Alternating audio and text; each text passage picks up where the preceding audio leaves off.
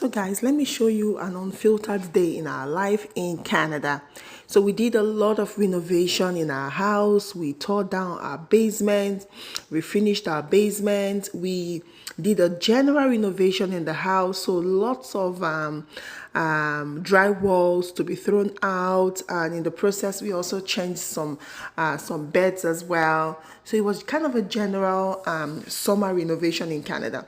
So in Canada, if you are not able to do certain things yourself, like it's very expensive, very, very expensive. So today we are taking out all the trash, all the garbage from the towels that we took out, the drywalls that we replaced, like lots of trash from the general renovation. I know some people will be wondering why we are doing this ourselves, like why we don't have like garbage truck guys coming to take it. So in Canada, we usually have one day in a week when the garbage truck people come to every neighborhood to grab the garbage, right? But here, they don't take things like drywalls, broken tiles, generally they don't take things from home renovation. So in that case, you need to handle that yourself. So that's why we're doing this ourselves today, because the garbage truck guys, they don't take any items from renovation. So today we're just putting everything inside the van. Like, to be honest, if you don't have a van in Canada, it's another topic, guys. Like, it's another topic.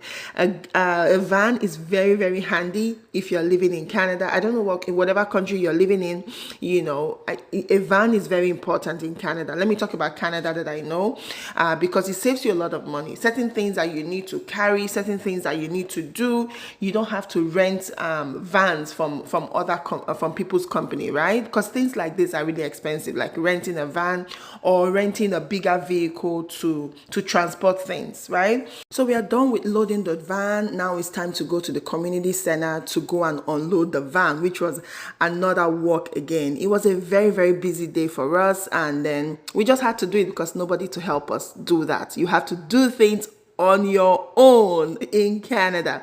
So here we are in the community center. There are different parts, as you can see. One part is for reusable items and recycling items, and then the other part to your left here is for garbage. So we are heading to garbage. Now the first thing they do is that your vehicle goes on a scale.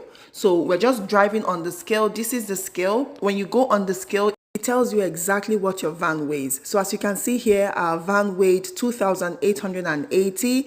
And then when you're done unloading the van, you're going to go on top of the scale again, and it will tell you what your van weighs the second time. So that's how they do the minus, to know exactly what you brought in, and then you are charged for it. So here we are unloading the van. We actually met a Nigerian guy who works here, and we exchanged pleasantries. It was really nice to see a fellow Nigerian in here, and then he said he just came to Nigeria 3 months ago.